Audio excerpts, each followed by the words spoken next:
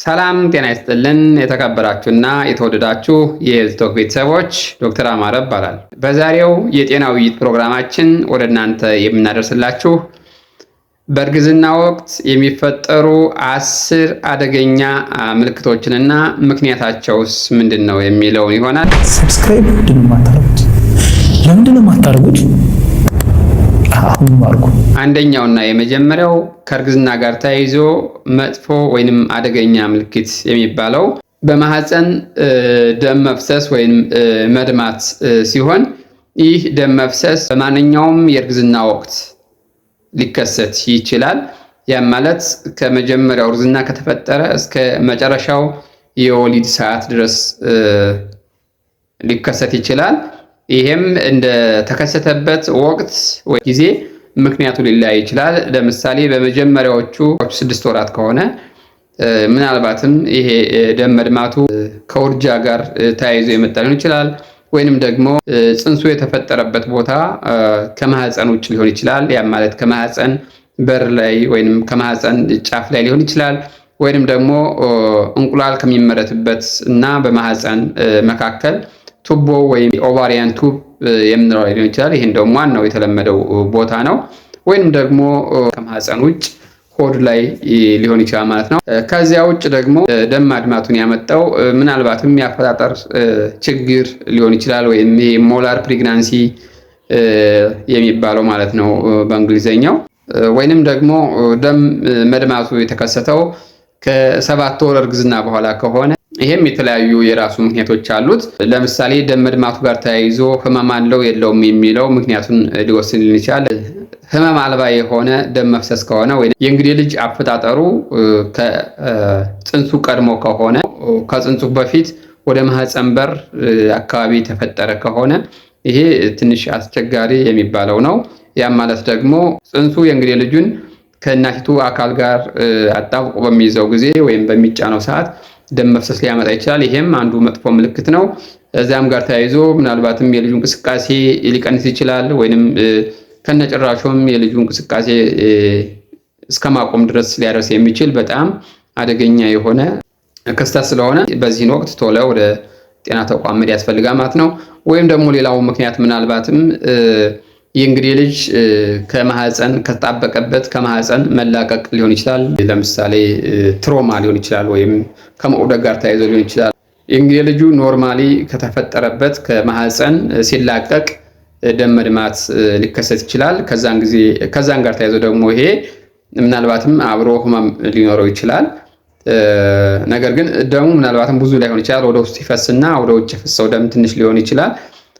ነገር ግን ደም ልኬቷ ሲለካ በጣም ወርዶ ልናገኘው እንችላለን ማለት ነው። ስለዚህ በማንኛውም ምክንያት ይሁን በእርግዝና ወቅት ደም መፍሰስ ከተከሰተ ቶሎ ወደ ጤና ተቋም በመሄድ ሐኪም ማማከር ይኖርብናል ማለት ነው። ሌላውና ሁለተኛው አደገኛ ምልክት የምንለው የጽንሱ እንቅስቃሴ ከቀነሰ ወይንም ደግሞ ጭራሹን እንቅስቃሴው ከቆመ ይሄ አንዱ አደገኛ ምልክት ነው።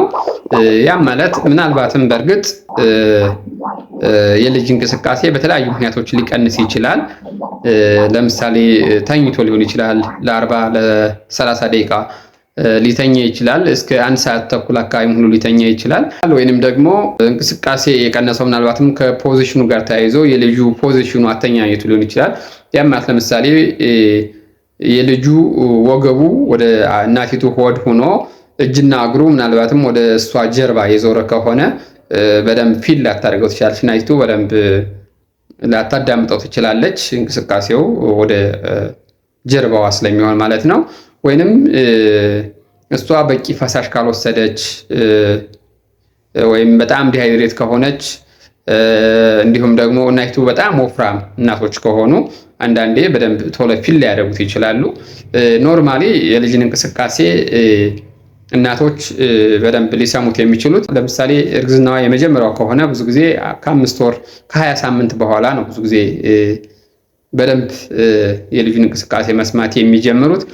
ከዚህ በፊት የወለደች ከሆነችና ልምድ ካላት ግን አንዲት እናት ገና በ4 ወሩ እንቅስቃሴውን ፊል ማድረግ ወይም ማዳመጥ ትችላለች ማለት ነው። ነገር ግን ይሄ እንቅስቃሴ ለምሳሌ አንድ ህፃን ልጅ አንድ ጽንስ ኖርማል እንቅስቃሴ የምንለው ለምሳሌ በ12 ሰዓት ውስጥ ሚኒመም ወይንም በትንሹ ከ10 በላይ ይንቀሳቀሳል ተብሎ ይታሰባል።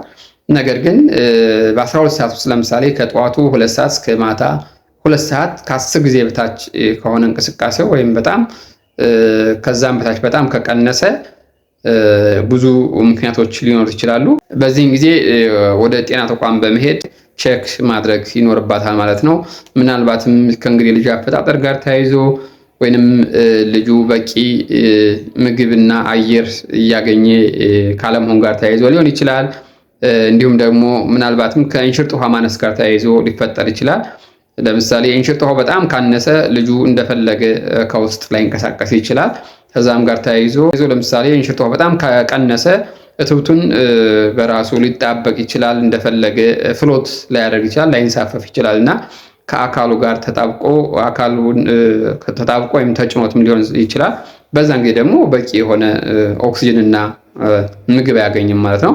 ምናልባትም ከዛ ጋር ተያይዞ ሊሆን ይችላል የቀነሰው። አንድም በሌላ ምክንያት የልጁ እንቅስቃሴ ከቀነሰ ወይንም ደግሞ እንቅስቃሴው ከነጭራሹ ካቆመ ቶሎ ወደ ጤና ተቋም በመሄድ ማማከር ይኖርበታል ማለት ነው። ሌላውና ሶስተኛው ደግሞ አንዱ መጥፎ ምልክት የምንለው የእናቲቱ የእይታ ችግር ከተከሰተ ወይንም አይን ብዥ ማለት ከተከሰተ በእንግሊዝኛው ብለሪንግ ኦፍ ቪዥን የምንለው ወይንም አንድ ሰው ሁለት ሆኖ መታየት ወይንም ደግሞ የተለያዩ ነጠብጣብ ነገሮችን የጤፍ ዘር የመሰሉ ነጠብጣብ ነገሮችን የምታይ ከሆነ ይሄም አንዱ መጥፎ ምልክት ነው። ምናልባትም ከከፍተኛ የሆነ ግፊት ጋር ሊያዝም ይችላል። እንዲሁም ከሌላም ጋር ሊያዝ ስለሚችል ቶሎ ወደ ጤና ተቋም መሄድ ይኖርባታል። አራተኛው ደግሞ በጣም ከፍተኛ ወይም ኃይለኛ የሆነ የሆድ ህመም ከተከሰተ በተለይ ይሄ በቀኝ በኩል የላይኛው የሆድ ክፍል ላይ ከፍተኛ የሆነ ህመም ካለ ይሄም አንዱ መጥፎ ምልክት የሚባል ነው። ሌላውና አምስተኛው ደግሞ ራስ ምታት፣ ከፍተኛ የሆነ ራስ ምታት በፓራስታሞልም የማይመለስ ከፍተኛ የሆነ ራስ ምታት ሙሉ ራሷን የሚያማት ከሆነ በተለይ ይሄ ከግፊት ጋር ከፍተኛ ቁርኝት አለው። ስለዚህ ቶሎ ወደ ጤና ተቋም በመሄድ ግፊቷን መለካት፣ ሌሎችንም ቼክአፖች ማድረግ ይኖርባታል። አምስተኛው ደግሞ ራስን መሳት ወይንም ማንቀጥቀጥ ነገር ካለ ይሄም ከግፊት ጋርም ሊያያዝ ይችላል። ሌሎች ምክንያቶች ሊኖሩ ይችላሉ። እንደዚህ አይነት ምልክት ካለ ቶሎ ወደ ጤና ተቋም በመሄድ ቼክ ማድረግ ይኖርባታል።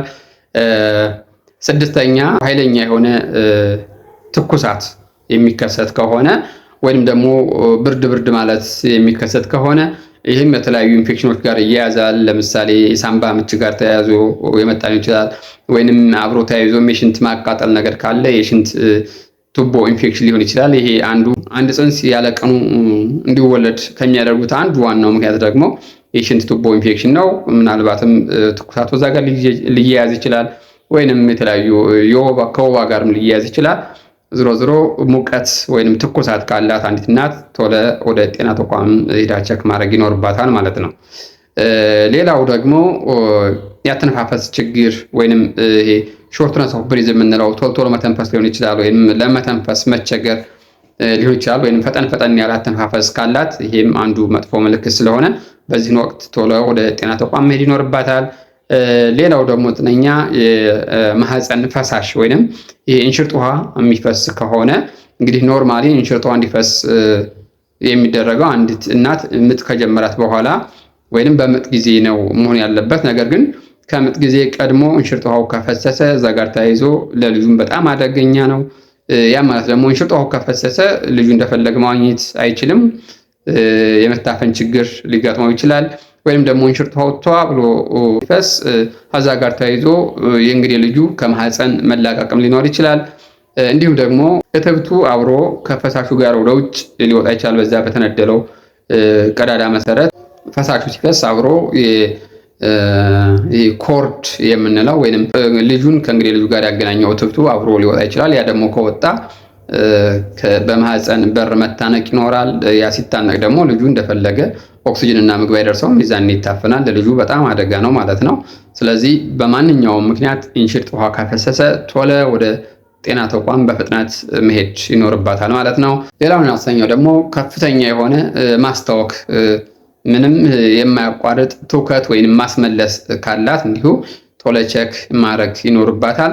እንዲሁም በመጨረሻም ደግሞ የሰውን የተለያዩ የሰውነት እብጠቶች ከተከሰቱ ፊቷ፣ እጅ፣ እግር በጣም የሚያብጥ ከሆነ ይሄም ጥሩ ያልሆነ ምልክት ስለሆነ በዚህን ወቅት ወደ ጤና ተቋም ሂዶ ቸክ ማድረግ ይኖርባታል ማለት ነው።